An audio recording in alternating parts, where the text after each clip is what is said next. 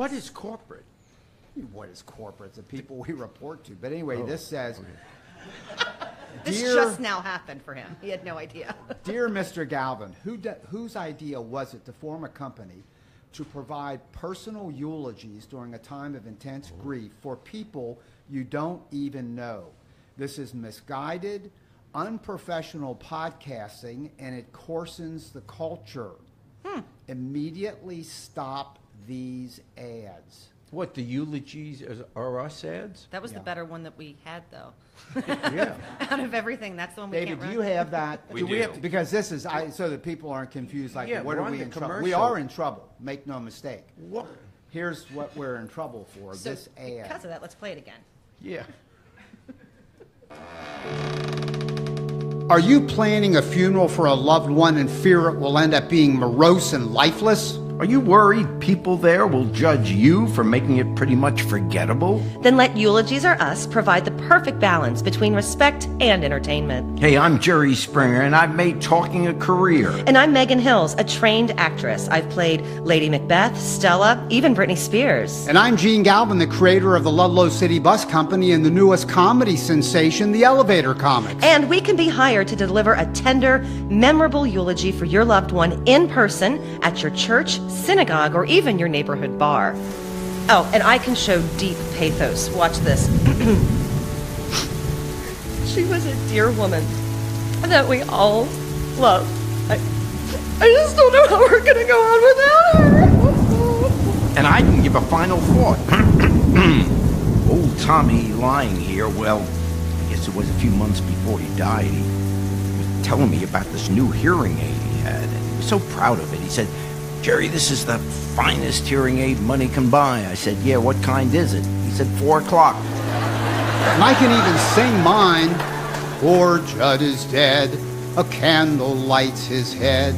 He's lying in a coffin made of wood. The steps are simple. You email us some talking points. We drop them into our digital eulogy template. And you say which one of us you want to come. And we'll be there with bells on. Or maybe more like with organ music playing, which for a slight upcharge, we'll play from our cell phones. Eulogies Are Us, the latest craze in the world of fake news. I had Springer's pizza fight at my cousin Lester's wake, and he was hilarious. Best show I'd seen since I looked at Wayne Newton up there at the Indian Casino. Visit eulogiesarus.com or call 1-800-DEAD-GUY for consultation. Eulogies Are Us is brought to you by 6 Feet Under Productions. Well, that I fail to see what could be offensive. Did anyone call us? Have we got any clients? Yeah, Well, I we guess you have. don't know until you die. No. We're getting lots of calls. Why, and people so dying? Yeah, and I'm excited Planning on because dying. this is a business that is working. And Sandra Riley is the person from corporate that said, "Stop these." Now that was interesting because then she has a second paragraph. So she said, whose idea was it to do blah, blah, blah. And I immediately wrote back and said that my memory is it was your idea. That's how I remembered it, Megan. Well, you would, Gene. That it was your idea. I never even heard of this. That was your Pretty voice sure, is- though, I that was was your just voice on reading there. what you put in front of me. All right, second paragraph says, God love you. whose idea was it to provide a vital community service, allowing listeners to ask everyday questions of a lifeguard? That was your idea, too. That is podcasting at its best. Make that segment a regular element of your show. The guy who Now, didn't know that zinc was oxide my for the i- Well, nose. actually, That guy. A call came in. That was that guy. Okay. When that guy, so that guy is like a lifeguard and also a medievalist. He has a PhD medieval in medieval literature. That's right. I remember Yeah. that guy, yeah. Yeah, that's very interesting. No, it isn't. I'd like to see the original copy of that email. I'm just Nothing saying. about that. That was interesting. Hey, But wait, I bet he's got a good segue. Do it. I could have come in 2 Watch minutes me. later. Why don't you Watch introduce me, me Megan. now? so ask the lifeguard. Yes. Oh, that makes me think of a segment we once did called Ask the Cuban Socialist. Look at that. That's Oh, right. skill. Where we had Yeah. Jesus Noguera from Havana, Cuba, Yeah. who called over a cell phone to us. We put him on the air, and remember people were that. able to ask him questions. And we knew, Well, like, we met. We like, met him. this We is went to legit. Cuba Like, this last spent guy's- about a week with for him. real. Yeah. He was our tour guide. Yeah. And Jesus is coming to America, as they say. And I have beseeched Is him. Trump come- going to let him in? No, he's in. He got a visa. Oh, he got a visa. Finally, after many Yeah, years of that's trying. Yeah. So I'm glad. Good, my good. hope is he will come to Ludlow, Kentucky. Yes. And he will be here for a podcast, That would be so that in the awesome. flesh he could sit here and answer a couple more questions. Yeah, ask the commie. Yeah. That's the Well, No, yeah, ask the he's a- Cuban socialist. Yeah. Yeah. Commie. Yeah, made me think. And that made me We're going to work think. on our titling a little bit more, Jerry. That made me think of this, Jerry. Nothing makes you think. Hey, by the way, pass that over to David, will you? Is it David's check? I want to make sure he gets You that. just handing out money here? Yeah, let's make sure you get So I have this. You were the mayor of Cincinnati, were you not, Jerry? Yes. And when you were the mayor of Cincinnati, you gave the key to the city of Cincinnati to a number of notable people. I would do that. Could you say some of those people that you gave the key to the city of Cincinnati to? Bruce Springsteen, the Eagles, Dolly Parton, whatever. In other words, I wanted to meet Bob This is Dylan, true. Bob Linda Dylan. Ronstadt. Yeah, Linda Ronstadt. I wanted to meet Eagles. because I was just 30 or 30-something, 32, whatever. And you know, I loved these people, and I wanted to meet them. So I figured if I called their agents and said, "Hi, I'm the mayor of Cincinnati. We'd love you to come to Cincinnati and do a concert. I'd like to present you with a key to the city." Well, for a key to the city, they came and they did concerts, and I got to meet all these people. We started running out of keys, I should tell you. So towards the end of my term, I started giving out the combination: 24 to the right, 15 to the left. 20 back. I wish we had that drummer there. Remember that? I miss him. He We helped. need that rim shot. No, Yeah, but we it is need true. I that. gave out keys, but that's not the key. What is that, Gene? Megan, I'll pass it over to you. That wasn't the key. You to can't be you, trusted. Megan. Yeah, don't trust him. Okay. That could be the key to Ludlow. It looks like a key. It doesn't say Jerry Springer on it, though. What's it say? Mayor Charlie Lucan. Yes. Yeah. The key. City to the of Cincinnati. He Cincinnati. spent more money because the key I gave out was a little thing in a plastic. Is that true? That God's truth. It wasn't that. That's where our money went. My question is, why do you have it, Plus. Gene? Good question, Megan. How did you Yeah. get the key to the city? I know We've Charlie. been hanging I around never together. got a key. We've been hanging around together for a long time, Yeah. including the time period that you were the mayor of Cincinnati. Yes. I never got a key to the city. And for good reason. Was your name Linda Ronstadt? No. But if you can dress like her, well, We were something, but not. But anyway, I was at some event, probably some labor event, because I was a member of organized labor back Yes. in the day. And we're Yeah. walking out afterwards, and Mayor Charlie Lucan. Yes. We're friends. Yeah, Charlie's a good friend, yeah. And my car was near his, and he put something into the trunk of the car, his briefcase or something. And I said, "What the hell are all those?" And he had a cardboard box full of these. And What? He said, "Hey, that's an outrage.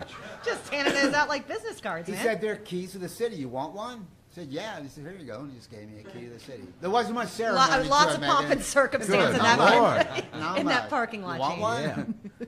So I got one. So this is displayed proudly in my home in Ludlow, Kentucky. That You had to I break had- that shadow box to get it a out. little bit, a little bit like what do they call that? A Kentucky Colonel. Kentucky Colonel. Yeah, This my would be- dad's Oh, a I Kentucky know what- Colonel. yeah. See, I didn't get a key means to about the- as much as that, right? Yep. I didn't get a key to the city, but honestly, several months ago, I got a certificate where Mayor Cranley of Cincinnati named it Jerry Springer Day. I was going to say, do you have a Really? day? Yeah, What day it was. is it? I was speaking at some charity event, and but the thing was, I got it at 10:30 at night.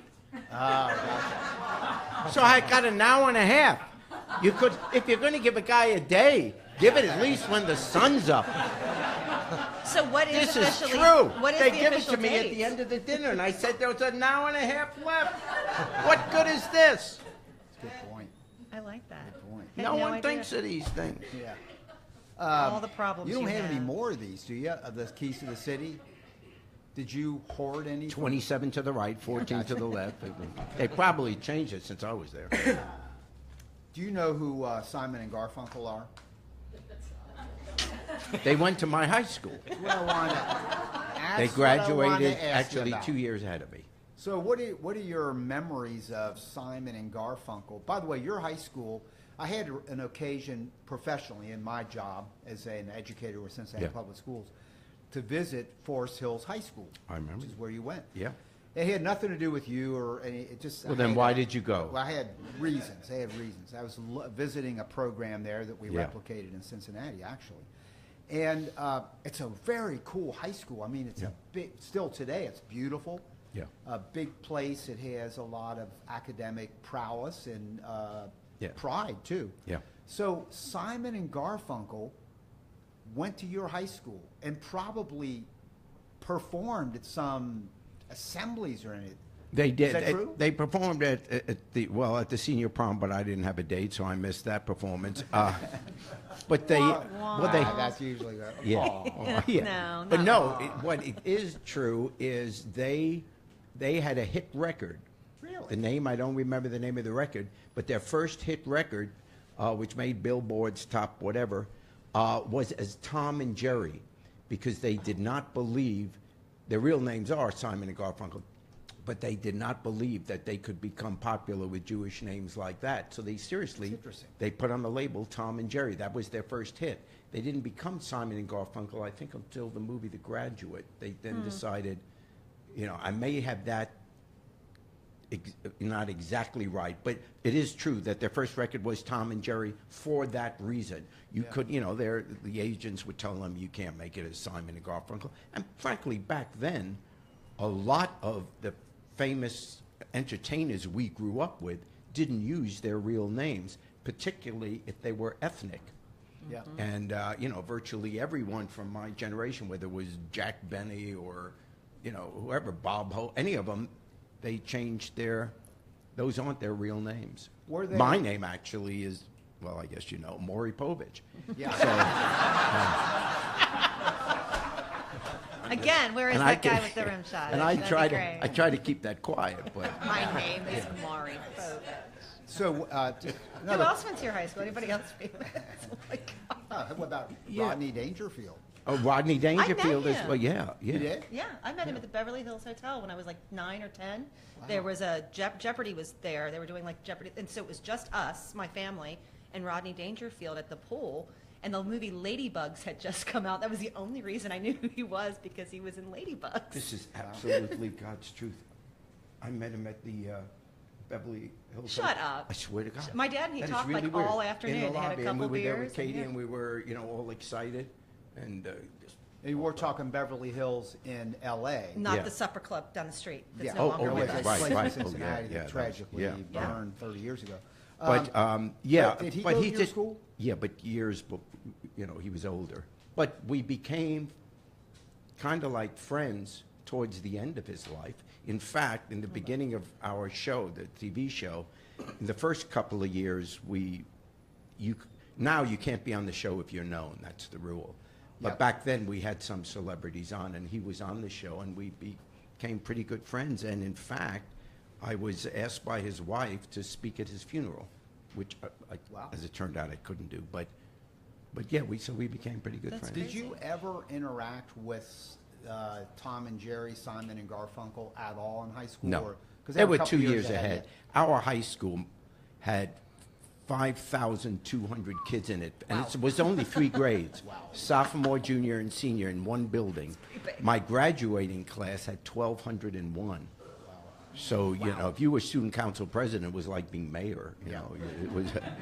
Were you student But council we president? went, but that's true in a lot of the really big cities. We went on shifts because it was only one building.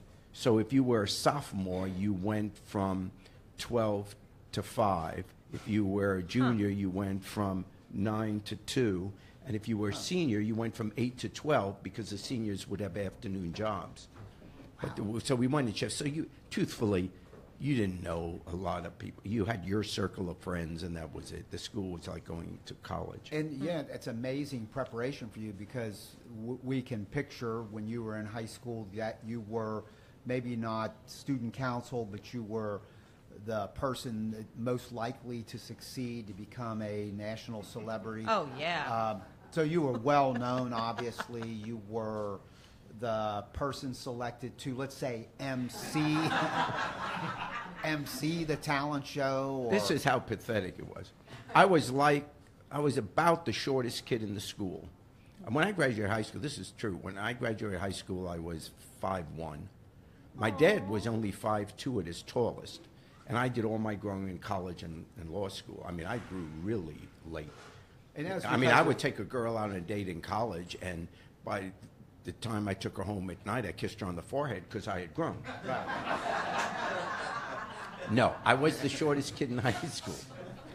And, just doesn't Can't stand you. No, but it was. and the growth, your I was rapid growing growth late, was so- because of drugs that you took in college. Oh, aspirin. And so, but anyway, so I tell you that because I was very short and pretty insecure about it all. And so I had my 5 friends, of which you know, actually. And no, so I go back to my high school reunion, 20th year reunion. Not, except for my 5 friends, 2 of whom were there. Nobody, I mean, they knew, they had heard of me and knew that I was had been the mayor of Cincinnati, that kind of stuff. But no one remembered me from high school, 0. And then there was this one girl who, sadly, had passed away by then, but not by then, but later on. But she was the most beautiful girl out of the 5,200 people. Everybody loved Carol Moss. And the only time I ever spoke to her, well, she spoke to me. She was walking down the hall. She said, "Excuse me." That happened twice. That was it.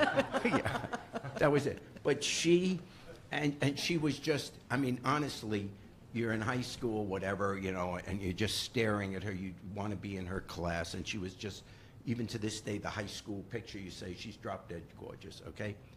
So now it's the high school reunion. And of course, she had no idea who I was. It's the high school reunion. And suddenly I see this beautiful woman standing over there. And I hadn't been thinking about her, or I hadn't even thought about her. I'd probably forgotten.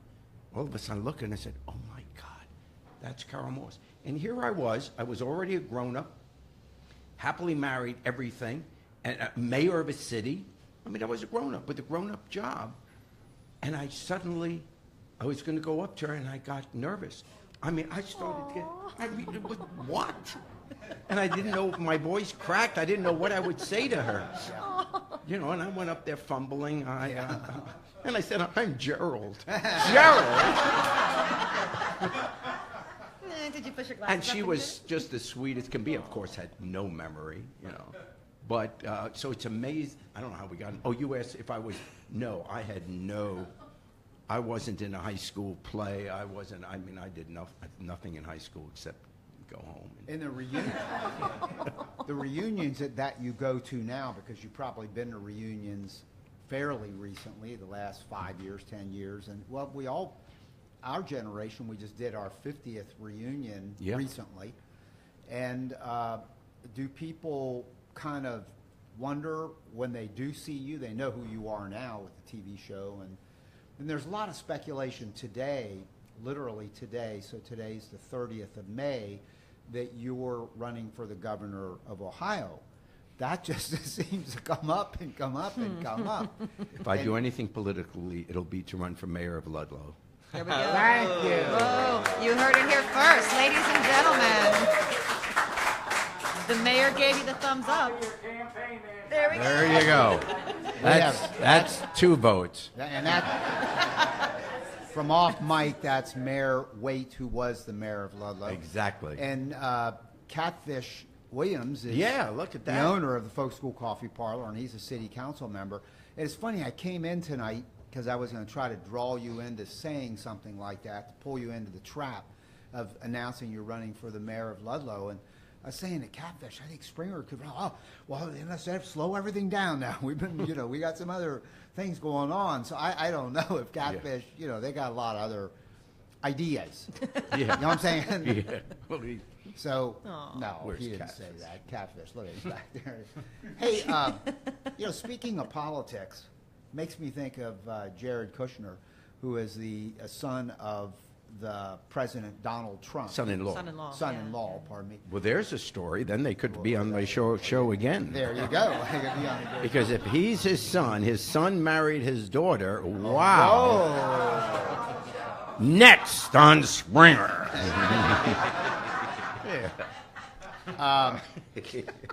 So, yeah. I love that you you make yourself laugh at this stuff. I have to. No one else does. So, Yeah. what's up with him? And what's your take on all that stuff? And maybe set it up for people, because a lot of people listen to this in the archive version, so they'll need context. But Yeah. By the time this is heard by people who aren't watching us live, things will have changed. But where we stand at the moment that we're recording this is, and it seemed to be at the time, this could finally be the game changer. That this could be the thing which finally, some pundits were saying, topple the president or be the beginning of the end. Because Jared Kushner had, after Trump was elected, during the transition period, had arranged a meeting with the Russian ambassador at Trump Tower, a secret meeting. At that meeting was also Mike Flynn, who was then going to be the national security advisor before he had to be fired, let go for lying. Those two had a secret meeting with the Russian ambassador where Jared Kushner suggested that they set up a back channel secret line of communication that would be run out of the Russian embassy or the Russian consulate in Washington, D.C. for the purpose of this secret communication. If it's run out of the Russian embassy, the U.S. government would not know about it. Hopefully they could keep that from the CIA or the FBI or the State Department or what have you. A secret back channel for some kind of communication with the Kremlin. If a regular citizen did this, well, that could be, it could be on the road to treason. I mean, you're sending up, you're secretly, having this line of communication with someone which is more than just our adversary. And this is what becomes critical. The first defense, when this story came out, and by the way, the Russian ambassador was then heard saying, because our intelligence services picked up the Russian phone call or the Russian communication, where the Russian ambassador said back to the Kremlin, this is really awkward, but he can't believe that the son-in-law of the president wants to have a secret communication with us, being the Russians, and run it out of the Russian embassy, like we would obviously know everything. Well, this sounds kind of treasonous. Here's the deal. The first response that the White House has given, by the way, they did not deny that this meeting happened. You notice that? There's been no denial on this one. No, well, it's fake news, it never happened. Because if it didn't happen, something so serious, you hold a press conference immediately and say, I swear under everything that is holy, never, ever, ever, ever did we have this meeting and never was that said, etc. But they're not saying it because they now realize it was taped or recorded. But the argument that the White House is giving, they're giving two reasons for that. The first thing they say is, first of all, back channels are legal. By themselves, they're legal. And they're right. Our history is filled with administrations, with presidents having back channels to other governments. That is true. The most obvious one that comes to mind, because everyone's suddenly trying to relate Trump to Nixon, is, well, Henry Kissinger, the back channel they had when they didn't tell anyone that Kissinger was establishing a back channel because he wanted to get a meeting in China to have the United States recognize, at that time, Red China, Communist China, for the first time since 1949. So that was huge development. And there was a back channel to set that up. And frankly, became Nixon's greatest success in establishing decent relationships with a country that has a quarter of the world's population.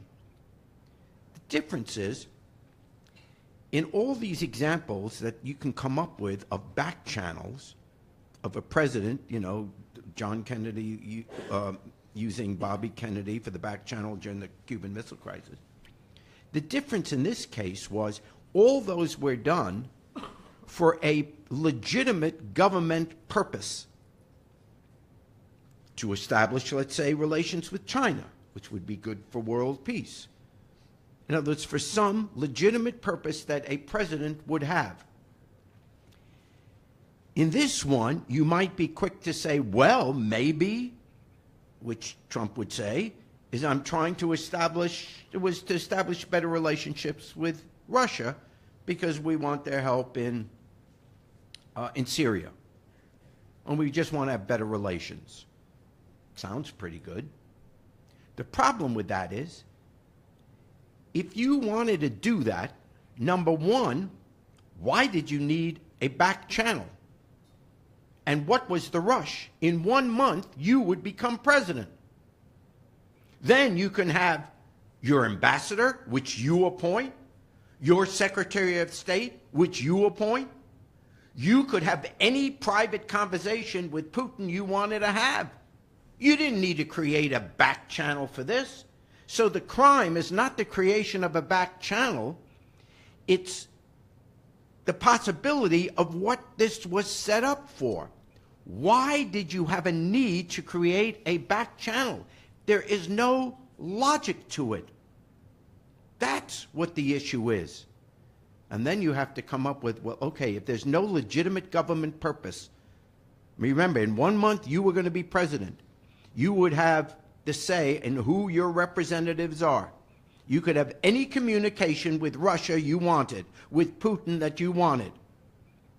And as being head of foreign policy, you could establish any foreign policy you wanted, including better relations with Russia, as much as we may discuss that. That's a separate political issue. But you didn't need the back channel for that. So then you come with only two possible explanations. One is, well, Jared Kushner, he doesn't know anything about politics. He's a young kid, 30-something years old. What does he know about it? He made a stupid mistake. He left it off. He wasn't going to make it a secret. He just forgot to put it on the forms, the security forms you have to fill out in order to have a security clearance. He forgot to mention that he was meeting with the Russians. By the way, not putting it on the form can be a felony for up to 5 years, either 5 or 10 years in jail. So that's serious. Okay, that's the national security form that you fill out, and it's taken very seriously. Every single meeting you've had with a foreign government, you have to put down. And their answer is to that, well, he forgot, he's new. How? It is inconceivable to believe that you could forget that a week ago you met in a private meeting with the Russian ambassador and Michael Flynn in the room with you to set up a secret back channel that you were going to operate out of the Russian embassy in Washington. You forgot that? That defies belief. It defies belief. So that can't possibly be the honest answer. The only conceivable answer to all of this, the establishing of a back channel and the failure to fill out the forms correctly, the only conceivable answer, you can't even create one. If you were writing a movie, the only conceivable answer is they were trying to hide something. Something. Now, Do you and I know exactly what it is? No, we don't. That's why there's an investigation. But the danger here is they're hiding something they don't want our own government to know about. And look at the consequences here. Trump obviously knew this meeting would take place. It's not conceivable to believe that Jared Kushner, on his own, with Michael Flynn, sets up a meeting with the Russian ambassador after the election's only 3 weeks old and he's not yet president, to set up this back channel and will operate it out of the embassy. You don't think Trump knew what he was doing? Of course he knew. So what you have here is he's setting this thing up. And he's either two possibilities. Russia just attacked us. That makes this different from any other back channel as well. Russia had just attacked us, a cyber attack. Trump knew, as the rest of the world knows, that there's an investigation on this Russian cyber attack against America and possibly collusion for the election. So therefore, why, knowing that Russia, our cyber enemy, has attacked us, why set up a back channel with them when what is being investigated is whether you had collusion with the Russians? So what do? You set up a back channel so you two can collude and have a private conversation. That is collusion. That's exactly what it is. Who thought up this great strategy on their side? You're being investigated for collusion with the Russians, so what do? You set up a back channel so you guys can collude. It's insane. And that is why, before anybody jumps to let's impeach, we have to let this investigation go through, because the whole answer to this, either way, we know it wasn't a crime to set up a back channel. The only crime could be what they were trying to hide. That's what we got to find out. There'll be plenty of time to scream for a remedy afterwards. Now let the investigation go through. And one other thing, we have got to, in the interim, I can't imagine what the explanation is for not having Jared Kushner's security clearance taken away. He's in the White House. He is talking to the Russians. He knows everything with his security clearance, which is top, obviously. He knows everything the American government is doing, what possible military plans we have, what we're going to do with China, everything. He can get hold of all this information, and we know he's talking to them. How can you not, even if you're the biggest Trump supporter, the biggest Republican, the greatest conservative, how can you not at least admit that until we find out exactly what it is that they're hiding, you cannot give this person the highest security clearance in the United States? It's in the White House. The security clearance has to be pulled.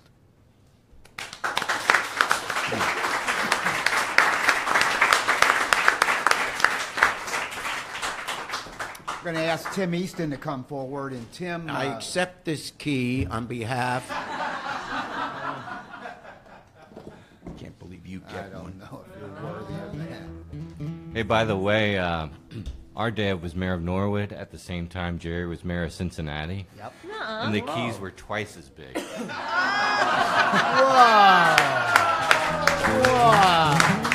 He gave one to Martin Mull. You sound just like Trump. It was huge. My key's bigger than yours. Very well played, David. By the way, Very well played. that's David Pruce, our technical Yeah. producer, Oh, who in fact, his father was the mayor of Norwood, Ohio. Yeah, Same time Springer was, as he Yeah. says, mayor of Cincinnati. with a bigger key. The only city within a city that I know of. City within a city? Yeah. Norwood? Yep. Yeah. Hey, David, do you have any of these keys at home left over? Giant, 3 feet long. He made his kitchen table out of his, Gene. Huge keys. It's Here not- for Tim Easton from Nashville, Tennessee. What you guys doing? Tim, do a song for us, and I believe your first song was called Elmore James. Yeah.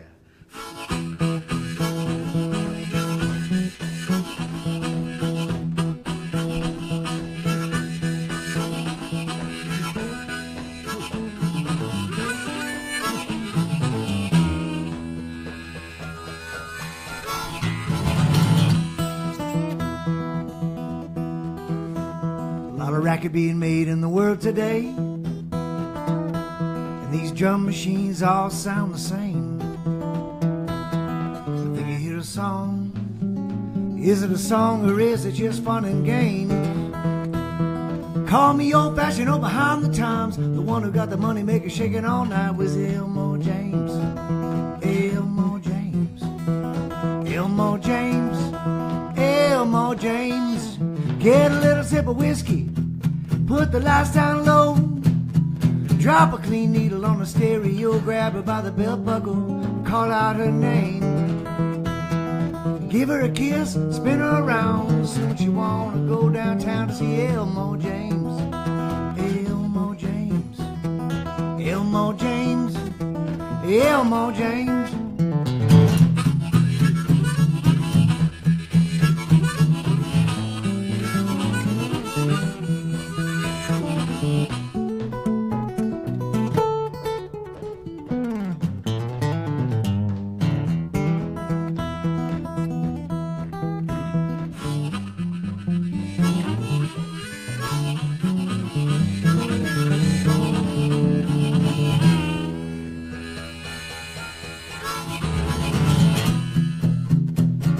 Dust my broom, sweep the floor. The waitress just danced out the door. The boss man said she had to catch a midnight train. Some girls like to keep it clean. Some girls like to get down and mean. To Elmore James, Elmore James, Elmore James, Elmore James. Here's the call and response. Elmore James, Elmore James, Elmore James, Elmore James, Elmore James, Elmore James, Elmore James, Elmore James. All right, Cincy.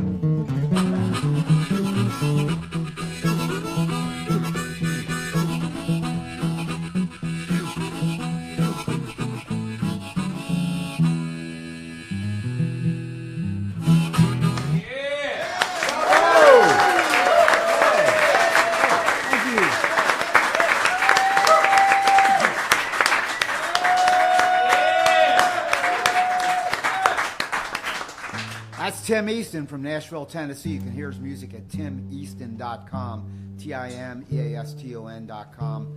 And Tim, I heard you at a concert in the Cincinnati area, I guess on Saturday, and I heard you reference a trip that you're taking up to Alaska to do some performing. And then before the podcast, you were telling me you've been there like 15 times. This will be your 16th trip to Alaska. Yeah, I go up there every summer now. And I told you I go up there a bunch too. Right. So where do you go when you go up there? And I want to ask you specifically about this benefit you're doing. But where do you typically go when you're there? I go all over the place. I go, basically Fairbanks and Anchorage are where the gigs are. Yeah. And then there's, some truck stop gigs and some small bar gigs. And there's a festival up there that I go play. And I go to Homer. I go to the Kenai Peninsula. Yep. I play a lot of house concerts. And then I go fishing in between, Okay, and Basically. you fish for what? Salmon, halibut, and then, I go trout fishing as well. I just love it. I just kind of love the... You can get it right here at Kroger's.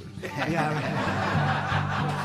It just Yeah. seems so it's nice to pull it out of the river sometimes. I don't keep all the fish I catch up there, but I do go up there every year now and have been getting into it. And I'll be teaching up there this year, teaching a songwriting Nice. seminar in Talkeetna. And that's a great place, Talkeetna. Yeah. Which is where Northern Exposure, this cult kind of sitcom and it was shot in Talkeetna. And Talkeetna is the staging town for the people who climb on Denali. That's right. So it's a climbers town. So it's like way too cool for school. All these climber types walking around and bush pilots. Dirt fields nearby. Yeah, I love those Alaskan people. I love their spirit. You know, you think about all the Americans that came over here from Europe. They had spirit, you know, in them, and then the ones that went west had more spirit, and then the ones that end up in Alaska. There's some, you know, they're either on the escape or just either way they got a lot of spirit. When you were there, did you get to see Russia? Yeah, I know. It's that bit will never die because it's just like so classically, you know. That is another kind of Alaskan. She represents another side of Alaska. Former governor, half term. It's like the she served 2 years of a the 4-year bluest term. red state there is. You know, because all my friends up there, I know plenty of hippies with guns. You know what I'm saying? Like just you know, people that are just kind of earthy people, but they also happen to go hunting and stuff like that, and believe in freedom. Sure. Hey, on one of my trips, and I'm a backpacker, so that's what took me up there those 11 times. And I was flying into a backcountry setting, and somebody on a plane, on a bush plane, a fellow passenger I didn't know, started talking to, was a Native American young guy in his 20s, started talking to me about Pebble Mine. I'd never heard of it. Right. I'm like, what the hell is Pebble Mine? That's the biggest gold mine in the world, being created by this company from England, as I recall, in partnership with an American company, Canadian company. They're digging a big hole in the earth that would affect the rivers that feed us. About 60% of the world's salmon, the consumption, all the salmon, about 60% of the whole world's salmon comes from that bay, that Bristol Bay area. Wow.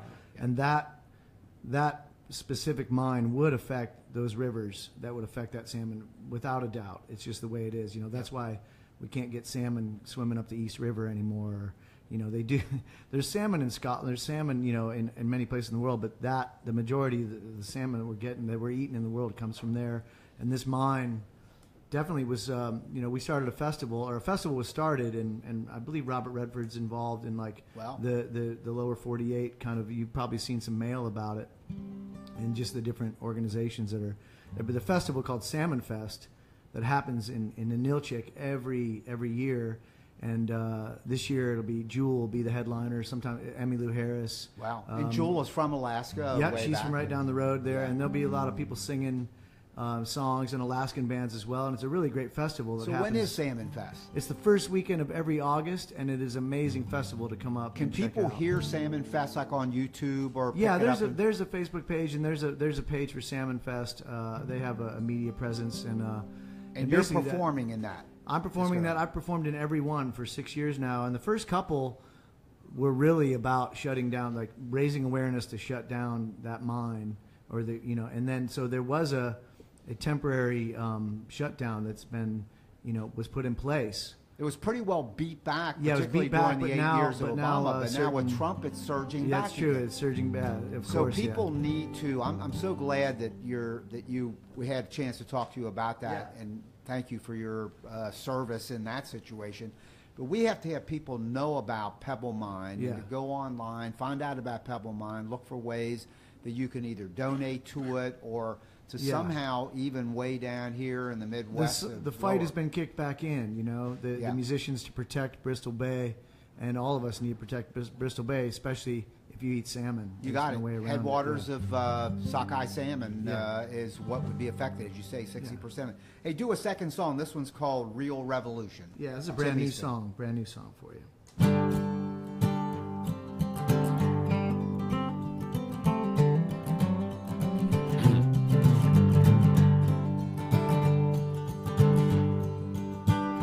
I had come undone, I was feeling unsung. Went back to my home state and got my bell rerung. I thought I knew where I was going, forgot where I came from. I fell asleep on the job, people. I needed solution.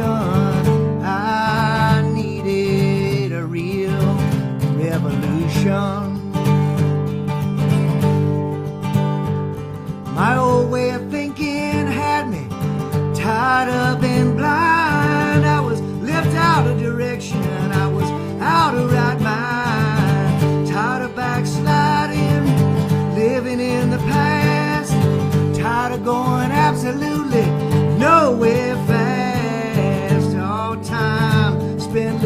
over my shoulder is done.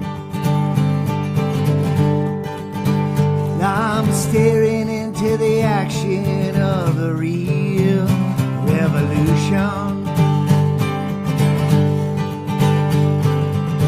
I was afraid to think it, I was afraid to do it, I was afraid I might not even live through it. Now I'm changing my name, I'm learning to sing. Most of all, I'm changing everything. I admitted the mistakes in what I had said and done. Yeah, fashion my new words into a gun for the real revolution. The real revolution doesn't have to be the violent kind. Real revolution takes place in your heart and in your mind. Don't turn your back on it this time. Turn around to face the real revolution. Out in the big world there's lots of pain, monsters and shadows and terrible things. There's something else that's stronger than the night. You have to be willing to change up the fight and step into the light of the real revolution. Revolution doesn't have to be the violent kind. The real revolution takes place in your heart and in your mind. Don't turn your back on it this time. Turn and face the real revolution. Oh, it's a real revolution.